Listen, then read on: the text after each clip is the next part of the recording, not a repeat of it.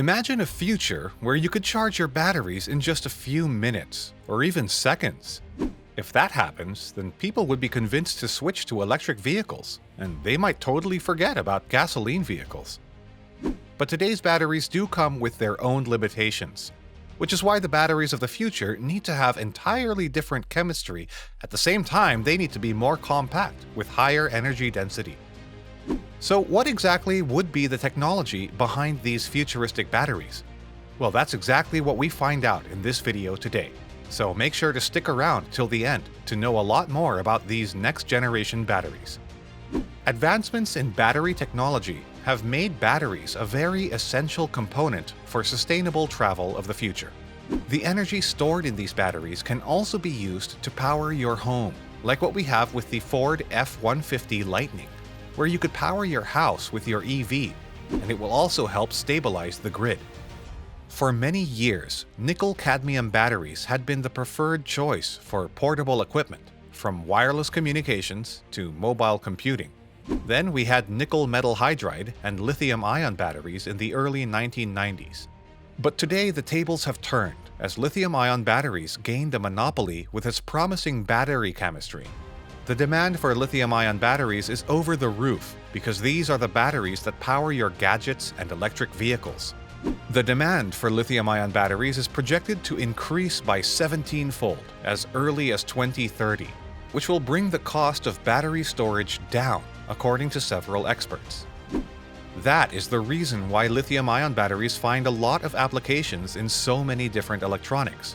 And these batteries are replacing lead-acid batteries for things like transportation and grid applications. Then we have lead-acid batteries that are used to start vehicles with internal combustion engines and store power for cars, lights, radios, and several other devices. The difference between these batteries would be energy density. You can accommodate more energy into a lithium-ion battery than a lead-acid battery, and they also tend to last much longer. Lithium-ion batteries have so many advantages.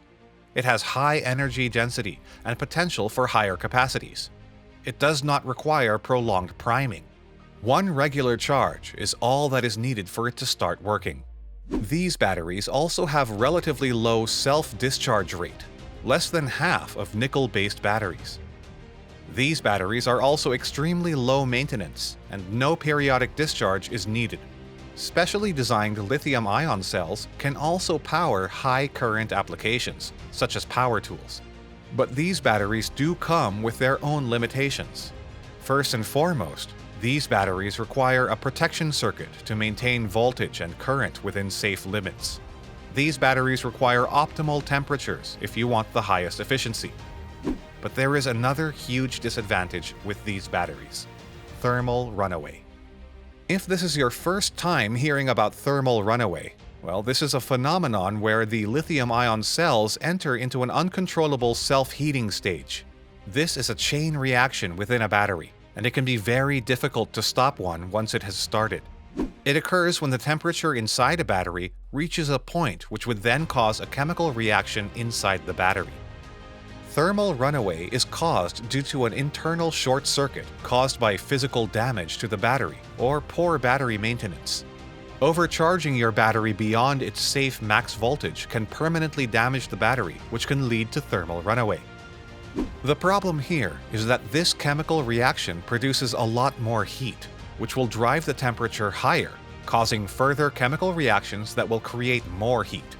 The temperature rises incredibly fast within a few milliseconds, and the energy released in that battery will be released suddenly. The chain reaction creates an extremely high temperature of about 400 degrees Celsius, and this can cause fire that is almost impossible to extinguish. To understand this, you need to know about how lithium-ion batteries work. Lithium-ion batteries are primarily made of an anode, a cathode, a separator, electrolytes, and two current collectors with a positive and negative charge. The anode and cathode store lithium. The electrolyte carries positively charged lithium ions from anode to cathode and vice versa through a separator. The movement of lithium ions creates free electrons in the anode, which then creates a charge at the positive current collector. The electrical current then flows from the current collector through a device being powered to the negative current collector. The separator will then block the flow of electrons inside the battery.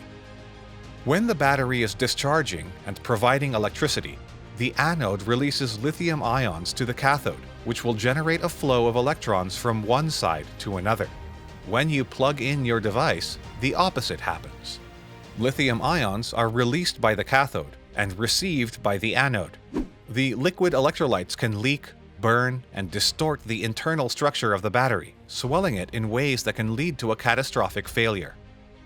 So we need to change the chemistry of these batteries for the next generation of lithium-ion batteries, and our first step would be to develop lithium-ion batteries that do not use cobalt in the cathode. Instead, it needs to be switched to a higher percentage of nickel, using manganese and aluminum for the other ingredients. This is because cobalt is the least abundant and most expensive component in battery cathodes, and we already have several companies, which also includes Tesla, working on cobalt-free batteries, which would be the first step for something bigger. But that's just not enough. It still does not address the issue of thermal runaway. That's where solid-state batteries come into the picture.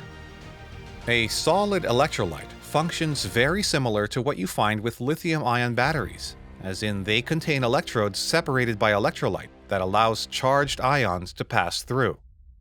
But solid-state batteries use solid electrolyte instead of liquid or polymer gel that you find with the current lithium-ion batteries. There are several reasons why these new battery cells are exciting.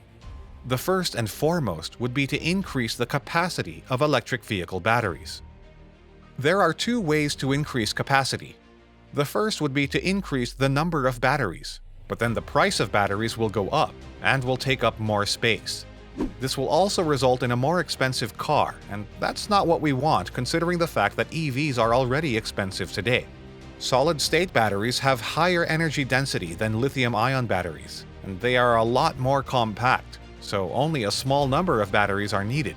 These batteries also do not have the risk of explosion, so there is no need to develop components for safety, which will save up a lot more space. It also brings several other advantages, such as simplified mechanics as well as thermal and safety management. These batteries can also exhibit high power-to-weight ratio, which means these are ideal batteries to be used in electric vehicles. These are the reasons why solid-state batteries, in theory, are perfect for an EV, because of which we already have companies like Samsung and QuantumScape working on solid-state batteries. The biggest advantage with solid-state batteries would be its improved levels of safety, because solid electrolytes are not flammable when heated, unlike their liquid counterparts. So with a solid-state battery, you don't have to deal with the thermal runaway issue. It also permits the use of innovative high-voltage, high-capacity materials, which will enable denser, lighter batteries. You can also expect better shelf life as a result of reduced self-discharge. We are expecting several types of solid-state batteries to come to the market once technology progresses at least by 2030. The first solid-state batteries would be based on graphite anodes, bringing improved energy performance and safety. The only thing that's stopping solid-state lithium batteries from fully revolutionizing the industry would be two main reasons: conductivity and instability where materials join. When it comes to conductivity, volatile liquid electrodes allow electrons to move freely, but that is more challenging with the solid material with less particle mobility.